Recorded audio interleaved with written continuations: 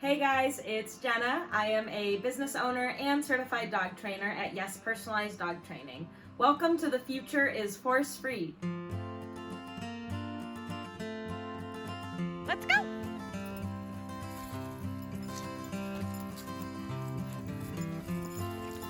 This is the first video that I'm posting on this channel, so before we get started, be sure to subscribe and also leave a comment down below on this video and let me know what you want to see from me next. So for our first video, we are going to be talking about that topic that you guys have requested from me most.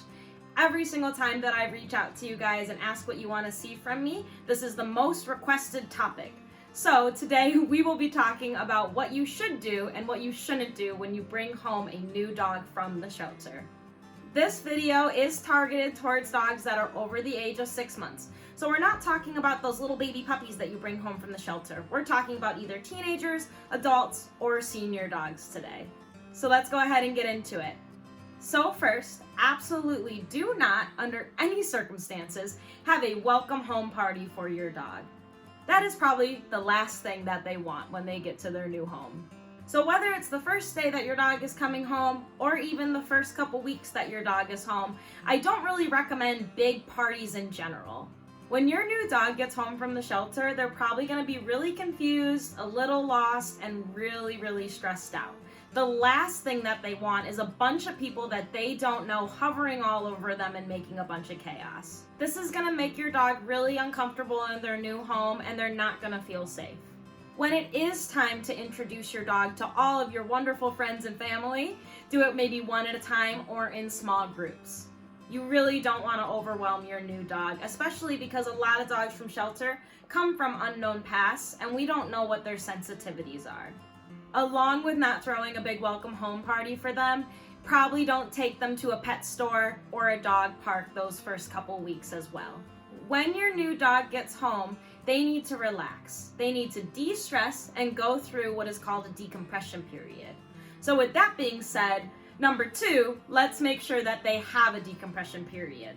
So the decompression period is a really important step when you bring your new dog home, and a lot of people don't really understand it or know how to apply it. In general, a decompression period is a period of time where your dog can de-stress and relax from all of those stressful experiences that they may have just gone through. Living in a shelter, coming to a new home, and possibly whatever happened to your dog before they got into the shelter can all be huge life-changing experiences. Life-changing experiences are also really stressful. So what we want to do is give our dogs a period of time where they can really just de-stress and let all of those stress hormones flow out of their brain. During the decompression period, we want to avoid stressing our dog out and adding more stress into their brain. I like to think of stress in dogs like water going into a cup. Every time your dog gets stressed, water gets added to the cup. It takes a couple days for that water to evaporate out of the cup. Letting your dog de-stress during a decompression period is really important, and simply you're just doing everything you can to avoid adding more stress into their brain or more water into their cup. So number 3 is structure. One of the most stressful parts of living in the shelter is that there isn't really any sense of structure. Yes, our shelter workers do feed and exercise and clean our dogs' kennels about at the same time every single day, but that dog doesn't know if they're going to go out with a volunteer that day. They don't know if they're going to have to see the vet or meet an adopter. They don't really know what to expect in the shelter world. So when you bring them home, give them that sense of structure and schedule back. I just recommend following a loose schedule where you feed them, you play with them, and you do certain things at about the same time every single day. This helps them know exactly what to expect out of every single day that they live with you, and it gives them that sense of structure, and it will make them feel really safe in your home. Number 4, play a game called Smart 50. This is an amazing game that originated from Kathy Sadeo. Smart 50 stands for See, Mark, and Reward Training. The 50 means you should be doing this 50 times a day, but don't worry, it's really easy and it only takes a second. All you need to do is be prepared every day with 50 small treats, about half the size of your thumbnail. You're gonna put those treats in your pocket or a bowl that sits on a table nearby. Every single time that you see your dog do something good, you're going to mark that behavior with something like a yes or a clicker. and then you're going to reward them with one of those 50 pieces of treats. The behaviors that you're going to see, mark, and reward are behaviors that you want to see more. So reinforcement in general is going to drive behavior. Reinforcement makes behavior occur more. So if you like something that your new dog is doing, that is when you're going to play this game. So whether they're laying down and relaxing, maybe they sit, or I personally like to do it when my dog does all the silly things. So she'll roll on her back or like spin around in a circle. That's what I see, mark, and reward. I love this game because it doesn't ask the dog to do anything extraordinary. They are just simply being themselves, hanging out in your home, and that behavior is getting noticed. I find this game is great to boost your new dog's confidence, and it's also great for you because you get to focus on all the amazing things that your dog is already doing. So you don't have to worry about asking them to do something. They're probably already doing lots of amazing stuff throughout the day.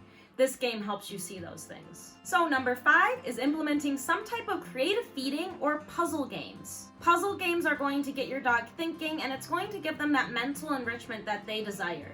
They're also pretty relaxing and pretty low effort. There are tons of available toys on the market like Kongs. Kong makes a lot of treat dispensing toys as well, like the Kong Wobbler. You can also get something called a snuffle mat, which is a mat with long fibers in it, and your dog can sniff and find the food in there. There are also lots of DIY options like grass foraging, find it games, scavenger hunts, or finding food in something like a cardboard box that they have to shred up. That's a really fun one. So puzzle games help with mental stimulation and enrichment. It's a great way to get your dog working their brain without really having to push them too much out of their comfort zone. Number 6, decompression walks. Decompression walks are my most favorite thing in the entire world, especially for my own dog. I also find they're really, really relaxing for humans. I absolutely love them, and they are so enjoyable. Decompression walks originated by Sarah Stremming, and she defines these walks as a walk in nature where the dog is allowed freedom of movement. So all you need to do is get your dog on a non-restrictive harness and a long leash. I recommend starting with about 30 feet. You're going to take them to a nearby park or field that doesn't have many people or other dogs around. This park should be pretty isolated, so there's no chance of them getting stressed out by a potential trigger like another dog or a person. Your dog should be able to relax and explore and sniff and do all things that dogs do. Studies have actually shown that long periods of sniffing will reduce your dog's stress levels and lower their heart rate and their blood pressure. Decompression walks are so amazing, and they're such an easy concept for dog owners. All it is hooking that long leash onto that non-restrictive harness and letting your dog go ahead and explore. The physical, emotional, and behavioral benefits of this exercise are so life-changing.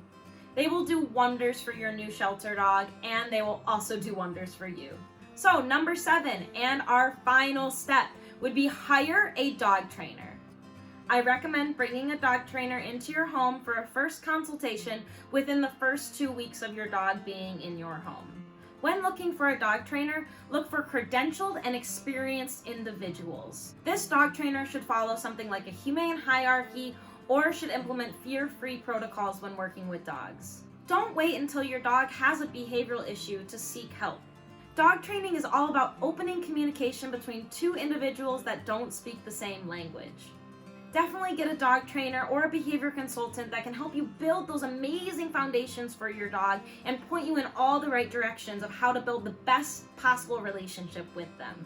Yes, personalized dog training does offer virtual services worldwide. So wherever you are in the world, if you just adopted a dog, I absolutely can help you out. I also offer adoption counseling, so I can help you out before you even adopt your dog and make sure that you are making the right decision and adopting the right dog. Alright guys, well I really hope you enjoyed the video today, and I hope you learned a couple things as well.